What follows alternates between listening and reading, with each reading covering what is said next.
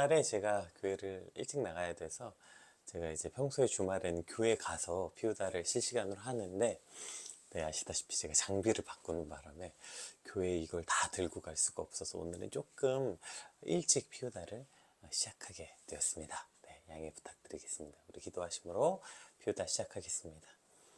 하나님 감사합니다. 오늘도 말씀 앞에 우리를 불러주시고 주의 말씀을 묵상하게 하시니 감사합니다.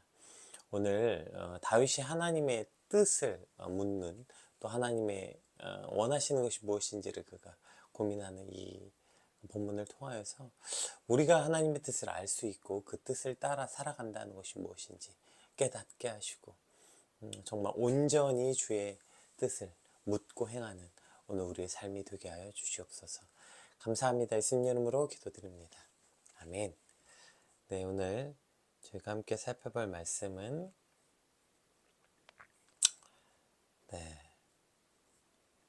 사무엘하 7장 1절에서 17절까지 말씀입니다. 네, 사무엘하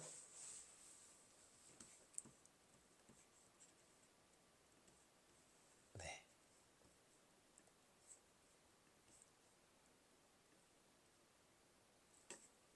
네. 네, 7장 1절에서 17절까지 말씀 함께 읽겠습니다. 여호와께서 주의 모든 원수를 무찌르사 왕으로 궁에 평안히 살게 하신 때에 왕의 선지자 나단에게 이르되 볼지어다 나는 백향목 궁에 살거늘 하나님의 궤는 휘장 가운데 있도다. 나단이 왕께 아뢰되 여호와께서 왕과 함께 계시니 마음에 있는 모든 것을 행하소서 하니라. 그 밤에 여호와의 말씀이 나단에게 임하여 이르시되 가서 내 종 다윗에게 말하기를 여호와께서 이와 같이 말씀하시되 내가 나를 위하여 내가 살 집을 건축하겠느냐. 내가 이스라엘 자손을 애굽에서 인도하여 내던 날부터 오늘까지 집에 살지 아니하고 장막과 성막 안에 다녔나니 이스라엘 자손과 더불어 다니는 모든 곳에서 내가 내 백성 이스라엘을 먹이라고 명령한 이스라엘 어느 지파들 가운데 하나에게 내가 말하기를 너희가 어찌하여 나를 위하여 백향목집을 건축하지 아니하였느냐고 말하였느냐. 그러므로 이제 내 종 다윗에게 이와 같이 말하라. 만군의 여호와께서 이와 같이 말씀하시기를 내가 너를 목장 곧 양을 따르는 데에 데려다가 내 백성 이스라엘 주권자로 삼고 내가 가는 모든 곳에 내가 너와 함께 있어 내 모든 원수를 내 앞에서 멸하였은즉 땅에서 위대한 자들의 이름같이 내 이름을 위대하게 만들어 주리라. 내가 또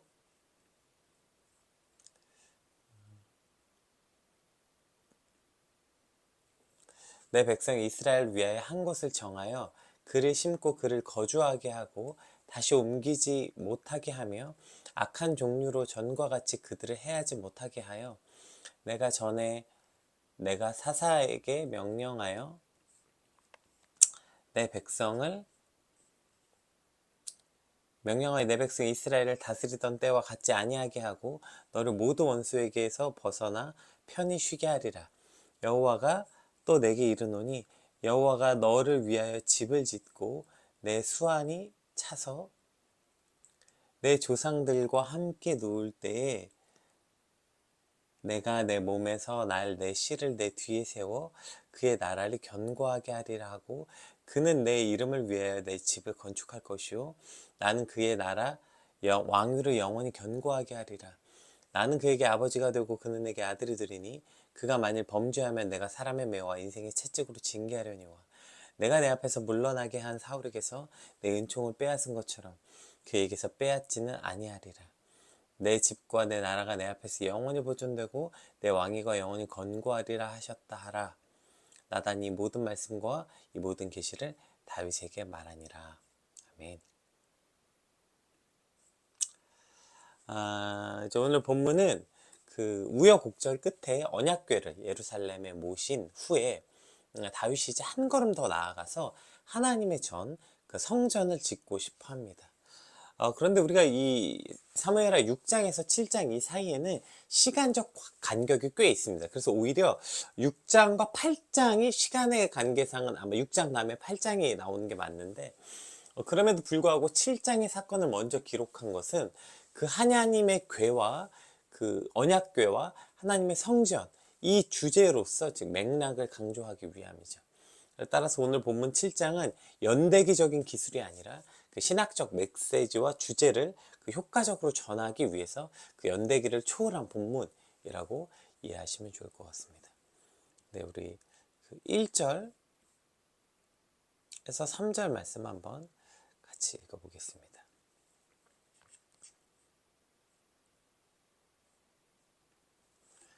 여호와께서 주위의 모든 원수를 무찌르사 왕궁으로 평안히 살게 하신 때에 왕의 선지자 나단에게 이르되 볼지어다 나는 백향목 궁에 살거늘 하나님의 궤는 휘장 가운데 있도다. 나단이 왕께 아뢰되 여호와께서 왕과 함께 계시니 마음에 있는 모든 것을 행하소서 하니라.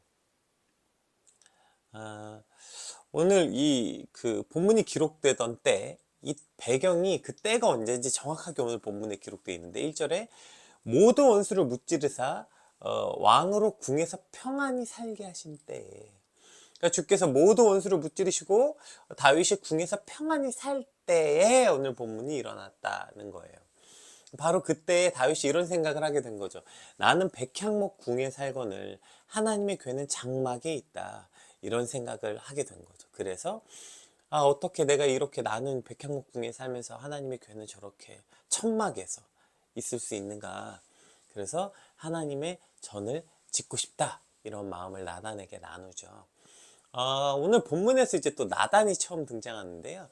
이 나단은 다윗 시대에 빠질 수 없는 선지자죠. 나단을 통해서 여러 차례 다윗을 책망하시기도 하고, 또 솔로몬의 왕위 계승할 때도 이제 나단이 나섰고요. 또 이제 그 동료 선지자 갓과 함께 성전에 예배 음악을 도입하기도 했고, 어쨌든 이 다윗 시대의 대표적 선지자였기 때문에 나단을 그냥 선지자라고 부르지 않고 그 왕실에 소속돼서 왕실의 대소사를 결정하는 데 있어서 영향력을 미친 그 이 배경을 통해서 왕실의 고문 선지자, 즉 왕실의 고문 역할을 맡았던 궁정 선지자라고 많이들 추정합니다. 자, 어쨌든 오늘 본문의 시작은 이렇다는 거예요. 다윗이 이제 모든 원수를 무찌르고 평안히 살 때라는 배경으로 시작한다는 것이죠.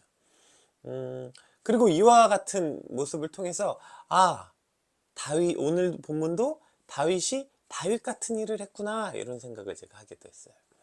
다윗의 다윗됨, 다윗을 다윗같이 만드는 일, 사무엘상부터 지금까지 진짜 계속 수차례 한 10번을 얘기한 거, 10번 아니고 어쨌든 뭐 한 7, 8번을 얘기한 것 같아요. 다윗이 될 수 있었던 것은 다윗의 위대한 어떠한 업적 때문이 아니라 어느 순간에라도 하나님을 갈망하고 하나님과 동행하길 원했던 이와 같은 다윗의 모습. 그가 환난 가운데 있을 때나 기쁨 가운데 있을 때나 심지어 죄악 가운데 있을 때라도 다윗은 늘 하나님과 함께 하길 원했던 사람, 이거 하나만은 변치 않는 사람이었죠. 이것이 곧 다윗의 다윗됨이라고 여러 차례 말씀드렸죠. 오늘 본문도 그렇게 시작하는 거예요. 그가 고통 가운데 있을 때나 평안함 가운데 있을 때나, 오늘 본문은 뭐래요? 모든 원수를 물리쳤어요. 이제 위협이 다 사라졌어요. 그리고 그가 평안히 왕궁에 구할 때도 그는 여전히 하나님을 생각하고 여전히 하나님과 함께하길 원하는 다윗의 모습이 오늘 본문에 시작되어 있습니다. 우리가 고통 가운데 있을 때, 환난 가운데 있을 때 하나님을 찾는 것과 평안할 때 하나님을 찾는 것, 당연히 평안할 때 하나님을 찾는 것이 훨씬 더 어렵고, 그것이 얼마나 위대한 믿음의 모습인지 지난주부터 이제 종종 살펴보았으니까 뭐 오늘 본문은 더 따로 말하지 않겠습니다. 어쨌든 다윗이 이와 같이 평안할 때 하나님을 기억하고 하나님과 함께 했다는 것이죠. 그럼 다윗은 어떻게 이렇게 평안할 때도 하나님을 기억할 수 있을까? 이것은 그냥 어느 날 갑자기 뚝 떨어진 믿음이 아니라, 갑자기 그가 평안할 때도 하나님을 찾을 수 있는 위대한 믿음을 가졌던, 갑자기 그런 믿음을 가진 게 아니라, 오히려 다윗은 누구보다 긴 시간, 긴 세월 고통과 환난 가운데 살았고, 그렇게 그가 긴 시간 고통과 환난 가운데 있으면서 하나님만 의지할 수밖에 없었던 그 시간, 하나님이 없으면 다윗은 살 수 없었던 그 모든 시간을 통해서 다윗은 하나님을 이렇게 평안할 때도 기억하고 하나님과 함께하는 것, 하나님과 함께하는 것만이 다윗이 그 도피 생활 중에서 자신이 살 수 있는 유일한 길이었으니까요. 즉 그렇게 고난의 시간, 고통의 시간, 환난의 시간을 통해서 하나님과 함께하는 것만이 자신이 살 수 있는 유일한 길임을 체험하고 배운 사람. 그렇기 때문에 다윗은 이 길고 긴 고통의 시간, 고난의 시간을 통해서 어느 순간, 어느 때라도 하나님을 기억하고 하나님과 함께하는 사람이 된 것이 아닐까요? 결국 다윗의 긴 시간의 고통이 바로 긴 시간 하나님을 잊지 않게 해준 것이구나, 이런 생각 우리는 해볼 수 있게 됩니다. 특별히 오늘 말씀 앞에 나온 여러분 중에 긴 시간의 고통의 시간을 보내고 계십니까? 긴 환난의 시간을 보내고 계신 분이 계시다면 오늘 우리 말씀을 통해서 이렇게 우리를 초대하고 우리에게 소망을 주시는 것 같아요. 오늘 우리가 겪고 있는 이 긴 시간의 고통이 앞으로 우리가 겪게 될 긴 시간 하나님을 잊지 않게 해주는 순간이 되는 것. 그러니까 지금 우리가 겪고 있는 긴 시간의 고통이 앞으로 더 긴 시간, 어떤 순간에라도 하나님을 잊지 않고 하나님을 기억하고 갈망하는 시간에 밑거름이 될 것임을 믿게 되는 것이죠.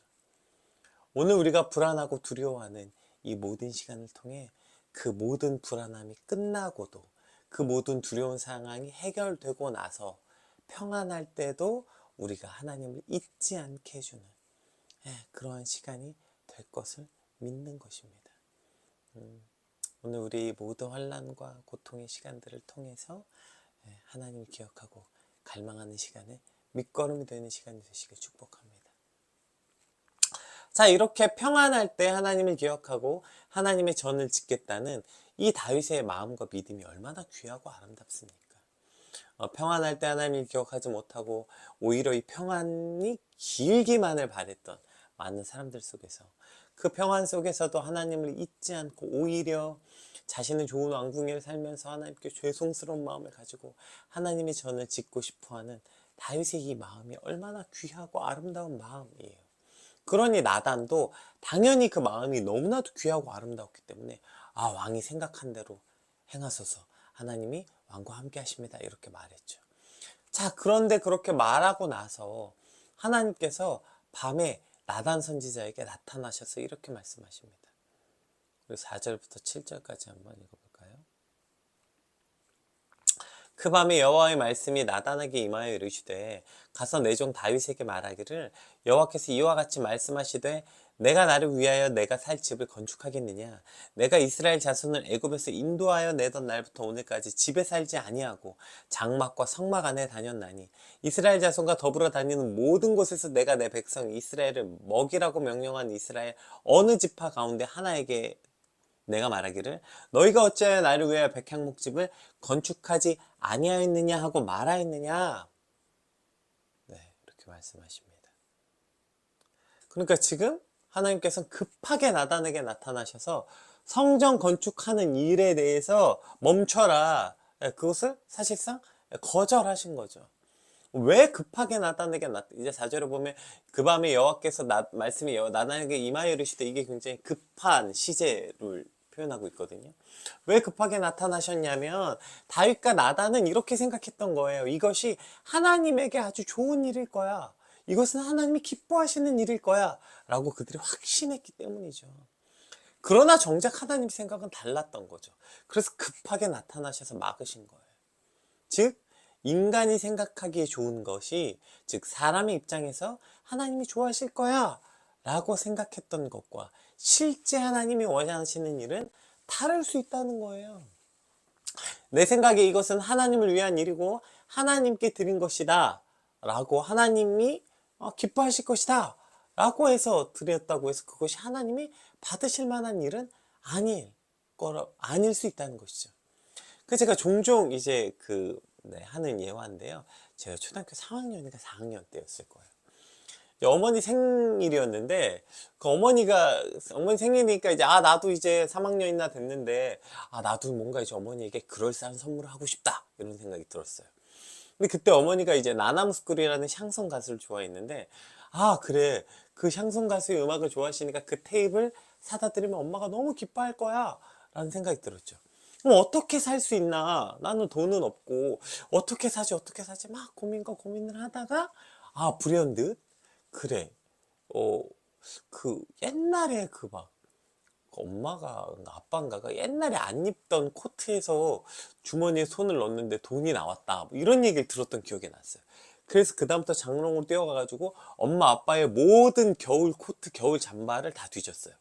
그랬더니 진짜 드라마틱하게 거기서 5,000원짜리 한 장이 딱 나온 거죠. 예, 그 당시 5,000원이 아주 큰 돈이었습니다. 짜장면이 한 1,000원 이럴 때였으니까.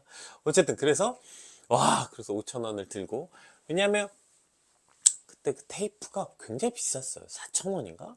예, 뭐 그랬던 것 같아요. 3,000 얼마인가 4,000원이었어요. 그래서 5,000원을 가지고 그 당시 이제 레코드샵에 가려면 집에서 버스 타고 한 30분 또 나가야 돼요. 예, 그래서 제가 버스를 타고 레코드샵에 나가서 테이프를 사고 포장지도 사고 편지지도 사고 이렇게 하고 포장도 하고 편지도 해가지고 이제 탁 어머니가 딱 들어오셨을 때 딱 드렸죠. 근데 이제 어머니가 처음에 기뻐하시다가 근데 너 이거 어떻게 샀어? 라고 물어봤죠. 왜냐면 꽤 큰 돈이 들어가는 거니까요. 그래서 2차 저차에서 엄마 코트에서 5,000원이 나와서 샀다, 이렇게 말씀드렸죠. 지금 생각해보면 그 얘기를 듣는 어머니가 참 얼마나 어이없고 황당했을까, 이런 생각을 해봐요. 그러니까 나는 엄마가 기뻐할 일이라고 생각해서 그 일을 했는데 결국에 어머니는 웃지도 울지도 못하게 만드는 상황을 제가 만든 거죠. 사실 뭐 이러한 철딱선이 없는 남편들의 선물 우리가 종종 얘기 듣잖아요. 뭐 결혼기념일이고 아내 생일이라고 해가지고 막 엄청난 선물을 샀는데 결국 그게 다 12개월 할부로 산 거고, 이건 뭐 기뻐할 일이 아니라 아내 생일이라고 해가지고 막 명품 4,500만짜리 백을 샀는데 자기들의 분수와 주제에 맞지 않는, 그래서 그걸 그냥 뭐 36개월 할부로 산 거죠. 예? 그거 갚으려면 이제 등골이 휘어야 되는데. 예, 그건 기뻐할 일이 아니라 이건 아내에게 등짝 스매싱 맞을 일이죠. 그나마 선물은 좀 귀여운 것 같아요. 문제는 뭐 이런 거죠. 이게 다 널 위한 거야, 이거 다 널 위해서 한 거야 라는 말로 우리가 얼마나 상대방의 자유를 억압하고 고통스럽게 하는, 뭐 일예로서 부모가 자식에게 이거 다 너 잘 되라고 하는 말이야, 이거 다 널 위해서 하는 거야 라고 부모가 원하는 진로를 강요하거나 부모가 원하는 직장인 가기를 원하거나 심지어 부모가 원하는 사람하고 결혼을 강요하는 뭐 이런 거, 이거 다 너 잘 되라고 하는 거지, 너 인생을 위해서 하는 거지 라고 하는 말이 때로는 그 사람을 불행하게 만들 수 있다는 것이죠. 다 널 위해서 하는 일이야, 이거 다 널 위해서 하는 거야 라고 하면서 때로는 그런 말들로 우리가 상대방에게 큰 폭력을 행사하기도 하는 거죠. 그게 정말 그 사람을 위한 일입니까? 그거 정말 그 사람을 위한 일이에요? 그게 정말 그 사람을 위한 일인지 어떻게 알아요? 그게 정말 그 사람을 위한 일이라면 정말 그 사람도 그걸 원하는지 물어봐야죠. 그거 정말 물어봐야죠. 남편이 아내를 위해서 또 아내가 남편을 위해서 이건 다 남편을 위한 일이야, 이건 다 아내를 위한 일이야, 부모가 자식에게 이건 다 자식을 위한 일이야, 혹은 자식들이 부모를 위해 이건 다 부모님을 위한 일이야 라고 생각했지만 실제 그들이 원하는 일이 아닐 때가 얼마나 많아요. 심지어 저 같은 목사들이 이건 다 성도를 위한 일이야, 이건 다 교회를 위한 일이야 라고 말하지만 실제로 그 안에서는 날 위해서, 그게 성도를 위함도 아니고 교회를 위함도 아니고 그저 목사 한 명을 위해서 한 일인 것이 얼마나 많냐고요. 정말 그 사람을 위한 일이라고 말한다면 물어봐야죠. 정말 그 사람을 위한 일인지. 제일 쉬운 방법입니다.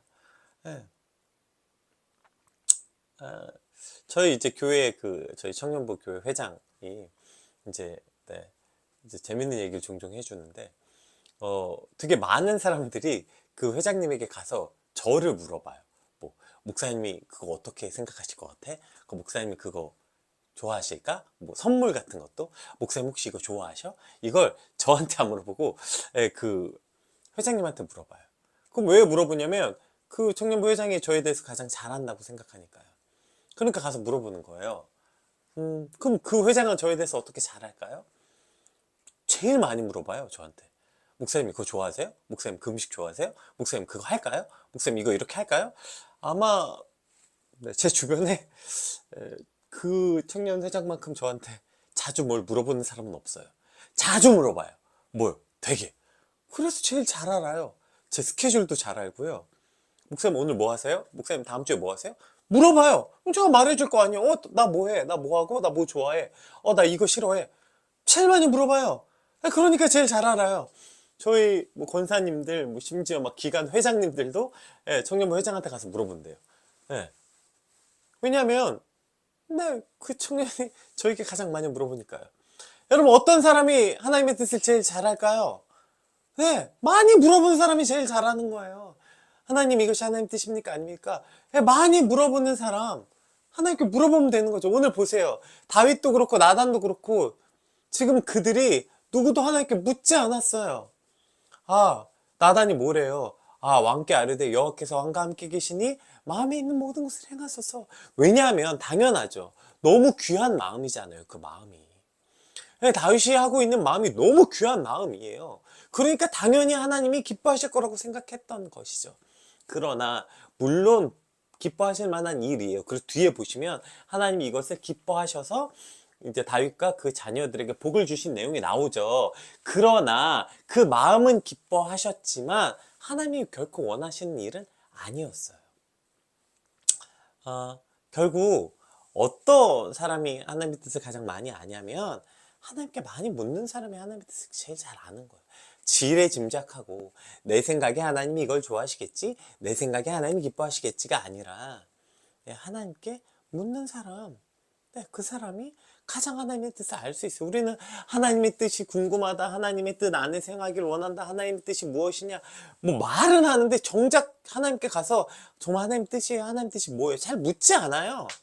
하나님의 뜻을 정말 알고 싶다면 물어봐야죠. 근데 물어보지 않고 자꾸 하나님의 뜻이 있어 이러쿵저러쿵 말하게 되는 것이죠.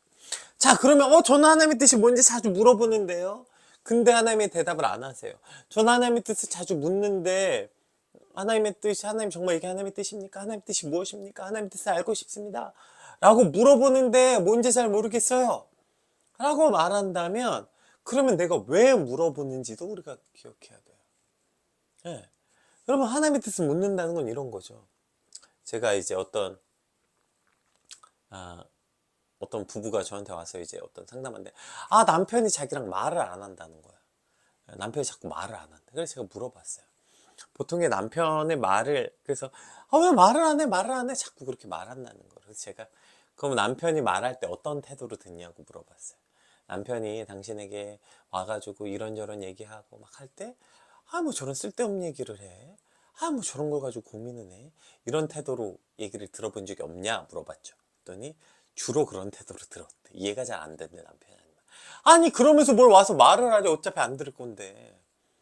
일단 말이라도 해보라는 거 아니에요. 우리가 하나님께 하나님의 뜻을 알고 싶습니다 이렇게 물으려면 그 말씀에 순종하겠습니다. 하나님이 뭐라고 말씀하시든 제가 그 뜻대로 하겠습니다 라는 태도로 그러한 각오로 물어봐야 되는데 자꾸 하나님의 뜻이 무엇입니까? 일단 말이나 한번 해보세요. 듣고 판단할게요. 하나님 뜻이 일단 뭐예요? 일단 알려주세요. 일단 들어보고 제가 그것을 그대로 행할지 안 행할지 생각해 볼게요. 이렇게 물어보니까 하나님의 뜻을 알 수가 없는 거예요. 하나님의 뜻이 무엇인지 얼마 전에도 나눴죠. 마리아가 그러니까 예수님의 어머니가 그 종들에게 뭐라고 말씀하시든지 그대로 행해라. 그렇게 그 종들을 예수님 옆에 대기시켜 놓잖아요. 그때 예수님이 말씀하시는 거야. 그때 하나님의 때가 되는 거예요. 근데 우리는 일단 하나님 뜻이 무엇입니까? 일단 말씀해 주세요 라고 말해놓고 어떤 마음으로 그걸 물어보냐면 일단 들어보고 하나님의 뜻이 뭔지 들어보고 생각해 보겠다. 이러니 하나님의 뜻을 알 수가 없죠. 하나님의 뜻을 알 수 없는 거예요. 결국 우리가 하나님의 뜻이라는 건 내가 좋은 대로 생각하고 내가 원하는 걸 말하는 게 아니라 하나님이 좋아하실 거 하나님이 원하시는 것을 행해야 되는데 그것을 아는 방법은 없어요. 하나밖에. 하나님의 뜻을 묻는 거. 그리고 어떻게 물어요? 그 뜻대로 행하기를 그러니까 하나님의 말씀하신 대로 내가 순종하겠다는 결단과 각오로 묻는 것. 그것이 하나님의 뜻을 아는 길입니다. 내 생각에 지레 짐작으로 그래 내가 이렇게 어려운데 이런 어려운 중에도 내가 하나님께 이렇게 생각 하나님 기뻐하시겠지? 내가 이렇게 힘든데 힘든 와중에도 내가 이렇게 생각 하나님 기뻐하시겠지? 이러한 일들이 다 하나님을 위해서 했다고 말하면서 하나님이 기뻐하시겠지라는 지레 짐작들과 실제 하나님이 기뻐하시는 일은 꽤나 큰 갭이 있을 수 있다는 사실을 우리는 반드시 기억해야 됩니다. 그럼 어떻게 하나님을 기쁘시게 해드리냐? 하나님의 뜻대로 행하는 자가 하나님의 그래서 말하죠. 내 형제와 자매. 누가 하나님의 형제와 자매냐? 하나님의 뜻대로 행하는 자가 하나님의 형제와 자매라고 말씀하시죠. 오늘 우리가 하나님의 뜻대로 행하는 저와 여러분 되시길 주님으로 축복합니다. 어떻게 하나님 뜻대로 행해요? 하나님께 물어야죠. 하나님의 뜻이 무엇인지, 어떤 태도로 무엇이라고 말씀하시는지 그대로 행하겠습니다. 이러한 태도로 묻고 하나님의 뜻을 구함으로 진짜 하나님이 원하시는 일은 무엇인지, 진짜 하나님이 원하시는 일을 행함으로 하나님을 기쁘게 해드리는 저와 여러분의 삶이 되시길 주님으로 축복합니다. 자, 그러면 왜 하나님이 기뻐하시지 않았냐? 오늘 본문에 얘기하시죠. 방금 읽었는데 한번 읽어볼까요? 우리 5절에서 6절. 왜 하나님이 이걸 지금 원치 않으셨냐면 성전이 뭐냐는 거예요. 성전이. 내가 이스라엘 자손을 애굽에서 인도해내던 날부터 오늘까지 집에 살지 아니하고 장막과 성막 안에 다녔다고 말씀하시죠. 그리고 뭐래요? 이스라엘 자손과 더불어 다니는 모든 곳에서 내가 내 백성 이스라엘을 먹이라고 명령한 이스라엘 어느 지파들 가운데 하나에게 내가 말하기를 너희가 어찌하여 나를 위하여 백향목집을 건축하지 아니하였느냐고 말했느냐? 라고 묻는 거죠. 그러니까 내가 지금까지 출애굽에서 지금까지 내가 어느 지파에게 왜 너희는 내 집을 짓지 않았냐라고 말한 그런 지파가 있었냐. 그러니까 내가 원했던 거 나는 지금 집을 원하지 않는다. 내가 원하는 거 장막 즉 성전의 개념은 어떠한 건축물이 아니다. 이스라엘 백성들과 함께하는 거, 너희가 어딜 가든 그곳에 함께하는 것이 바로 성전이었다. 내가 원하는 성전. 성전이 뭐예요? 하나님이 거하시는 처소 아니었습니까? 그것이 성전이라는 거예요. 너희가 어딜 가든지 너희 가운데 있는 곳, 너희 삶 가운데 있는 곳, 너희 삶 한가운데. 그래서 늘 성막 중심으로 이스라엘 공동체가 이루어졌다. 그러니까 늘 너희 삶의 중심에 하나님이 있기를 원하는 곳, 하나님이 원하는 것은 바로 그곳이 하나님의 성전이지 어떠한 건물이 아니다. 내가 그 건물을 짓기를 원했다면 그 수많은 이스라엘 사람들에게 어느 지파에게라도 내가 야 너희는 왜 내 집을 짓지 않냐 라고 말했겠냐는 거예요. 애초부터 하나님은 광야 생활 할 때부터 지금까지 하나님이 원한 정착된 장소를 지으라고 명령하시지 않았다.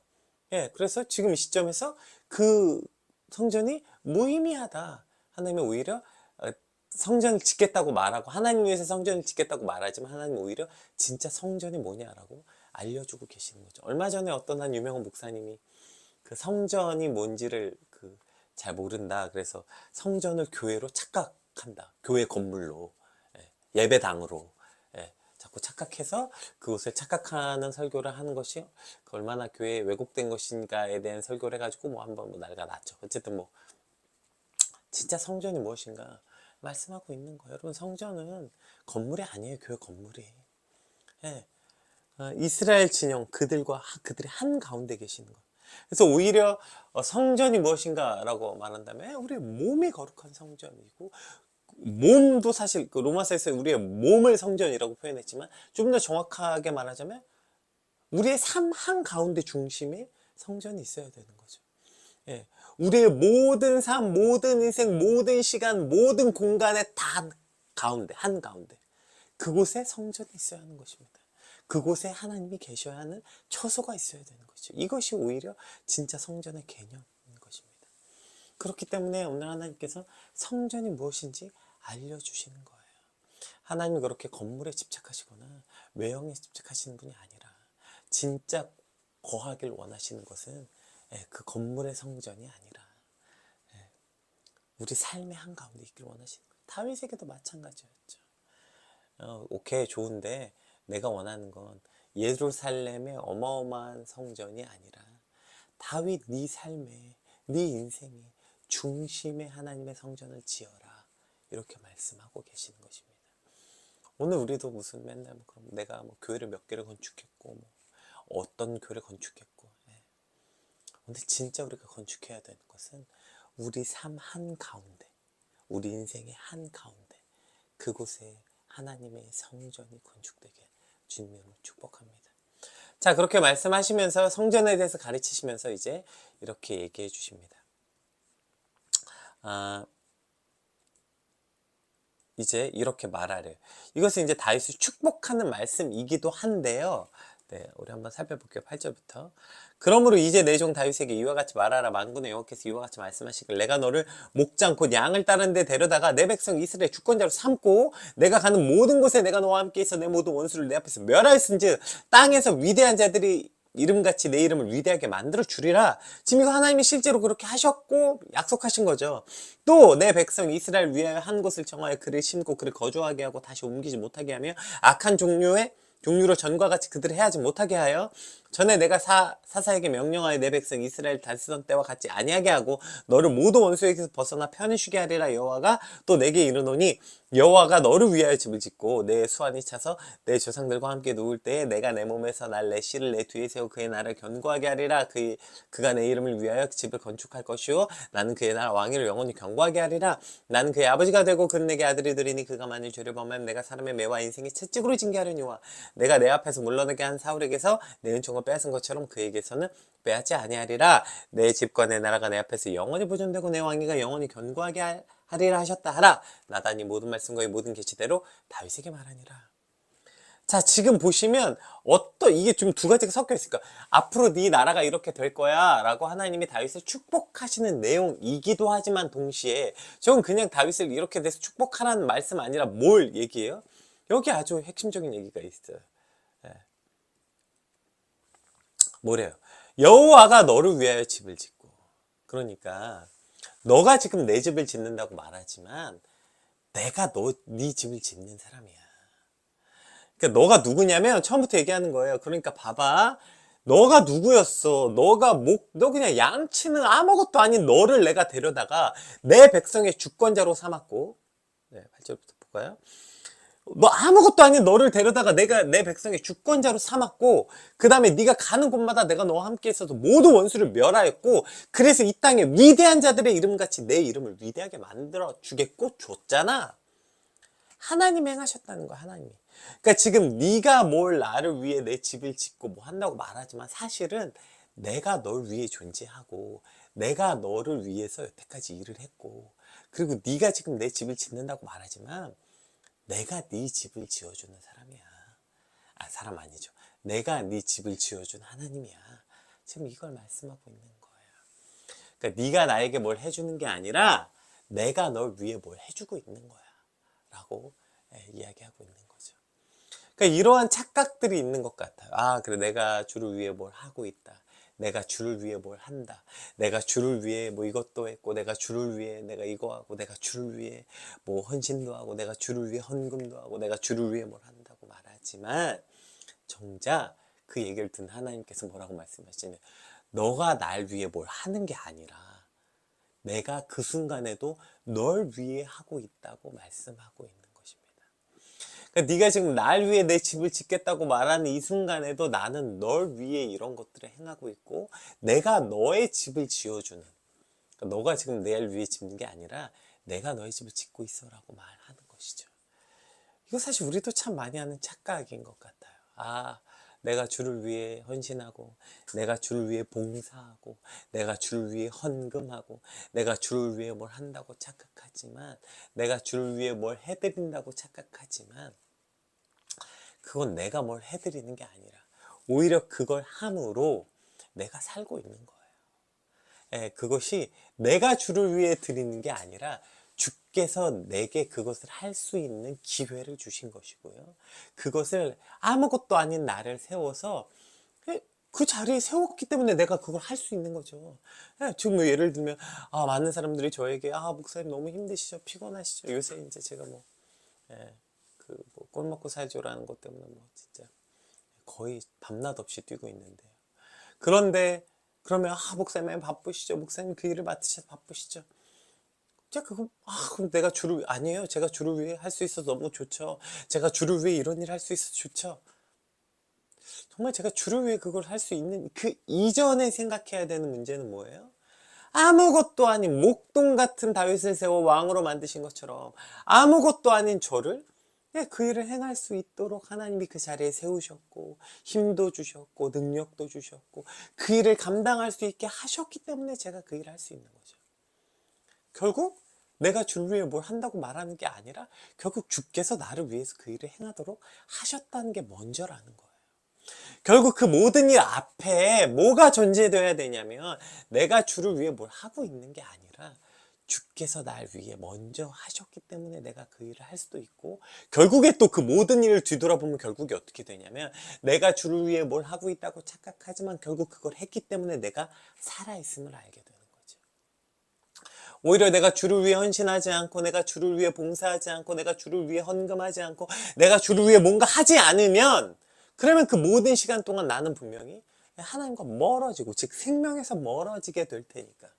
그러니까 결국 그 모든 일이 주를 위해 한다고 말하지만 결국 나를 위한 것이고, 주께서 나를 세워주시고 나를 붙잡아 주시는 모든 순간이었음을 고백하게 된다는 것입니다. 오늘 하나님께서 그렇게 말하는 거, 너가 뭐 내 집을 짓겠다고 하고 뭐 나를 위해 뭐 한다고 말하지만 결국에 내가 너를 주권자로 삼았고, 내가 너를 세웠고, 내가 네 이름을 위대하게 만들어 준 거고, 그리고 내가 너를 위해 네 집을 짓는 거야 라고 오늘 우리에게 말씀해 주고 계시는 것입니다. 오늘 우리가 사실 하나님의 뜻, 하나님을 위해서 한다, 뭐 하나님의 뜻이다 어쩌다 말하지만 결국 참 진짜 하나님의 뜻을 잘 모르는 것 같아요. 오늘 우리가 받은 말씀 놓고 함께 기도할 때, 하나님, 진짜 하나님의 뜻, 내가 하나님의 뜻으로 뭐 하나님의 뜻을 위해서 이런 것도 한다 저런 것도 한다 말하지만 결국 진짜 하나님의 뜻을 알게 되면 그것은 내가 주를 위해 하는 게 아니라 하나님이 나를 위해서 하고 계신 그 놀라운 은혜와 사랑과 기회임을 깨닫게 되는 것입니다. 오늘 받은 말씀 놓고 함께 기도합시다. 하나님, 어떻게 하나님의 뜻을 알 수 있습니까? 하나님의 뜻을 물어야 하고요. 하나님의 뜻대로 순종하기 위한 마음으로 물어야 하나님의 뜻을 알 수 있게 되고요. 그리고 진짜 하나님의 뜻을 알게 될 때, 그 뜻이 내 생각과 참 많이 다른 걸 알게 되죠. 오늘 다윗처럼 내가 하나님을 위해 뭔가 한다고 생각하지만 하나님의 뜻을 알게 될 때, 하나님이 날 위해 향하셨던 일들임을, 그게 진짜 하나님의 뜻이었던 것을 알 수 있게 되는 것 같습니다. 오늘 진짜 하나님의 뜻을 온전히 알게 하여 주시옵소서. 우리 같이 받은 말씀 놓고 함께 기도하겠습니다. 기도합시다.